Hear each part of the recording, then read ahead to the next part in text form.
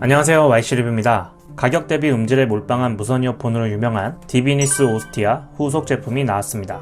다음 세대 버전이 아닌 라이트라는 이름으로 출시를 했는데요. 이전에 오스티아가 끊김에 대한 이슈가 한번 있었지만 국내 기업이라는 점과 또 그걸 전량 회수 조치해서 해결을 하고 출시한 후속 제품이라서 어느 정도 신뢰도가 생기는데요. 또 가격 역시 디비니스 오스티아도 비싼 가격대가 아닌 제품인데 여기서 더 뭘 뺄 게 있을까 싶더라고요. 심지어 34,900원 제품이 런칭 이벤트로 24,900원에 판매를 하고 있어서 저는 2만원대에 구매를 해서 이건 뭐 극강의 가성비 아닌가 싶습니다. 사용해보다 보니 뭔가 좀 빠지긴 빠졌는데 치명적으로 불편한 부분은 아니라서 어쩌면 좀 더 저렴하게 음질에 몰빵한 디비니스 오스티아 제품을 사용해볼 수 있다는 면에서 괜찮았습니다. 패키징은 한 손에 쏙 들어올 정도로 되게 컴팩트한 사이즈인데요.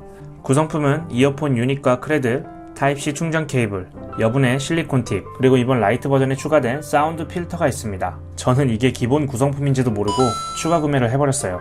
오스티아 쓰시고 계신 분 있으면 드리고 싶네요. 그리고 사용 매뉴얼로 구성되어 있습니다. 크레들 모양은 이전 모델과 거의 비슷한데요. 가볍고 상당히 컴팩트한 사이즈입니다. 전체적으로 매트한 가벼운 플라스틱 소재인데 상단부만 약간의 유광 처리로 되어 있습니다. 그리고 가죽줄이 달린 거 역시 동일하죠. 별건 아니지만 주머니에 넣고 다니는 분들이 있는가 하면은 가방에 걸고 다니는 분들도 계시죠. 앞쪽에는 LED 인디케이터와 뒷면에 타입C 충전 단자가 있습니다. 라이트 버전에서는 무선 충전이 빠졌습니다. 충전은 유선으로만 가능하고요. 무선 충전 빼고는 크레들 사이즈가 이전 버전과 같아서 오스티아 쓰시는 분들은 교차로 이용도 가능합니다. 라이트 버전에서 무선 충전을 쓰고 싶다 그러면 디비니스 오스티아를 구매하시면 되겠네요. 열어보면 안에 가지런히 이어폰 유닛이 거치되어 있고 크레들이 가벼운 건 좋은데 약간 힌지 부분이 달그락거리긴 하네요. 이어폰 유닛 역시 크레들과 마찬가지로 매트한 플라스틱 소재이고 터치부만 약간의 유광 처리로 되어 있습니다. 이어폰 하단에 마이크와 LED 인디케이터가 있고 노즐 길이도 일반적인 무선 이어폰과 비슷하게 적당하고요. 노즐 필터 부분이 조금 다른데요. 노즐 덕트가 일반적으로 이렇게 좀 촘촘하게 되어 있는 경우가 많은데 디비니스 오스티아는 촘촘하지 않습니다. 아까 말씀드렸던 이 사운드 필터를 이 노즐 위에 붙여서 사용을 하는 건데요. 이따 음질 얘기 때 차이를 한 번 더 말씀드리도록 하겠습니다. 전체적인 빌드 퀄이 그렇게 뛰어나다고 할 순 없지만 3만원대 가격대를 생각하면 충분히 납득할 만합니다. 처음 페어링 시 이어폰을 귀에 끼고 터치볼을 3초간 눌러서 전원을 켜면 한글 안내 멘트가 나옵니다. 착용감은 귀에 쏙 들어오는 느낌이고 유닛도 크지 않고 우선 가볍습니다. 착용감도 괜찮고 약간의 이압은 존재하지만 걸어다닐 때 골진동은 그리 심하지 않더라고요. 앞에서 본 모습이고 옆에서 본 모습입니다. 터치를 통해서 조작을 하고 어플은 따로 없기 때문에 기존에 정해진 세팅으로만 조작이 가능합니다. 통화 테스트는 한번 들어보도록 하겠습니다. 디비니스 오스티아 라이트 통화 품질을 테스트하고 있습니다. 조용한 방에서 전화를 받고 있고요. 조용한 방에서는 이 정도의 볼륨과 감소로 들려집니다. 잘 들리시나요? 가격이 저렴해서 부담없이 사용 가는 게 마음에 드는 무선 이어폰입니다. 그럼 시끄러운 환경에서 한번 통화 품질을 테스트해 보겠습니다. 지금은 시끄러운 환경에서 통화 테스트를 하고 있습니다. 주변이 상당히 시끄러운 편이고요.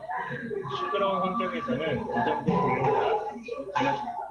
가격이 저렴해서 부담없이 사용 가능한 디비니스 오스티아 라이트 제품의 통화 품질을 테스트하고 있습니다.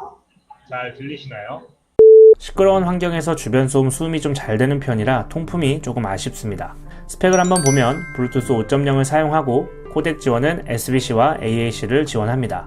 IPX5 방수 등급, 배터리는 유닛 단독 45mAh, 크레들은 300mAh로 유닛 단독 사용 시간은 6시간 정도이고 크레들까지는 총 24시간 정도 사용으로 무난한 배터리 타임을 보여주고요. 이어폰 좌우 단독 사용이 가능합니다. 이어폰에 사용된 드라이버는 자체 제작된 6mm 다이나믹 드라이버 DV1이 사용되었고요. 앞서 말씀드린 대로 음질에 몰빵한 무선 이어폰이라고 말씀드렸듯이 가격 대비 음질은 정말 괜찮습니다. 우선 처음 들었을 때의 느낌은 쭉 뻗는 느낌이 강한데요. 이 가격대에서의 고음 표현이라고 보긴 좀 어려울 정도로 음질이 좀 괜찮은데요. 사실상 10만원 미만 제품에서는 저음 성향 무선 이어폰들은 많죠.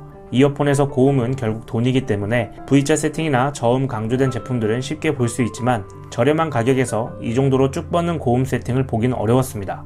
저음 표현이 부족하진 않고 타격감도 어느 정도 있고 고음 표현 대비 잘 받쳐주는 편이라 밸런스도 괜찮은 편이었고요. 고음 표현이 좋은 게 장점이 되면서 살짝 좀 아쉬울 수 있는 거는 치차름 같은 부분에서 조금은 거칠게 느껴지더라고요. 볼륨 좀 키고 하이톤 보컬 음악을 좀 듣다 보면 귀가 좀 피곤해집니다. 그래서 이 부분을 좀 보완하고자 사운드 필터가 있는 것 같습니다. 노즐 부분에 필터를 붙여서 사용해보면 확실히 좀 더 걸러진 느낌이 있습니다. 쭉 뻗는 느낌은 어느 정도 유지가 되면서 좀 덜 자극적이게 되더라고요. 사실 성향 차이일 수 있기 때문에 필터를 붙이면 좀 답답하게 느끼실 수도 있을 것 같습니다. 특정 음악만 아니라고 한다면 필터를 안 붙이고 사용해도 이런 쭉 뻗는 느낌이 좋아서 저는 돌려가면서 사용해보고 있습니다. 음질 하나만큼은 정말 만족스러웠지만 사용해보면서 조금 불편했던 몇 가지가 있는데요.